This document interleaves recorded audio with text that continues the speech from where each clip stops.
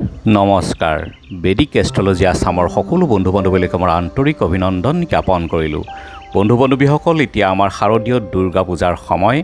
ইতিমধ্যে আমাৰ নৱৰাত্ৰি চলি আছে আৰু এইবাৰ শাৰদীয় দুৰ্গা পূজাৰ আমাৰ সন্ধি পূজা কেতিয়া হ'ব আৰু সন্ধি পূজা বা কি বা সন্ধি পূজাৰ মহত্ব কি এই বিষয়ে মই এই ভিডিঅ'টো লৈ আহিছোঁ। শাৰদীয় দুৰ্গা পূজাৰ সন্ধি পূজা এক মহত্বপূৰ্ণ সন্ধি পূজা অৰ্থাৎ অষ্টমী তিথি আৰু নৱমী তিথিৰ মিলনক্ষণ, অৰ্থাৎ এটা তিথি সমাপনৰ অন্তত আন এটা তিথিৰ প্ৰাৰম্ভণিৰ সময়খিনিক সন্ধিকাল বুলি কোৱা হয় আৰু এই সময়খিনিৰ পূজাক সন্ধি পূজা বুলি জনা যায়। এইদিনা অষ্টমী আৰু নৱমী পূজা একেদিনেই সম্পন্ন কৰা হয়। এইবাৰ সন্ধি পূজাৰ তাৰিখ 11 অক্টোবৰ 11:43 পৰা দুপৰীয়া ঠিক 12:31 ভিতৰত সন্ধি পূজাৰ সমাপন আছে।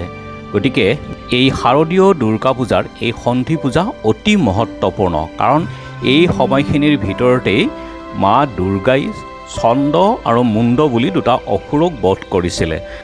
এই সন্ধি পূজা অতি মহত্বপূৰ্ণ আৰু এই পূজা কৰিলে শীঘ্ৰেই ফল পোৱা যায়। আৰু এই সময়ত যদি ৰঙা জবা 108টা আৰু 108টা চাকি জ্বলাই যদি দেৱীক প্ৰাৰ্থনা কৰা হয়, পূজা আৰাধনা কৰা হয়, তেনেহ'লে শীঘ্ৰেই মনোবাঞ্ছা পূৰ্ণ হয় বুলি জনবিশ্বাস। ধন্যবাদ।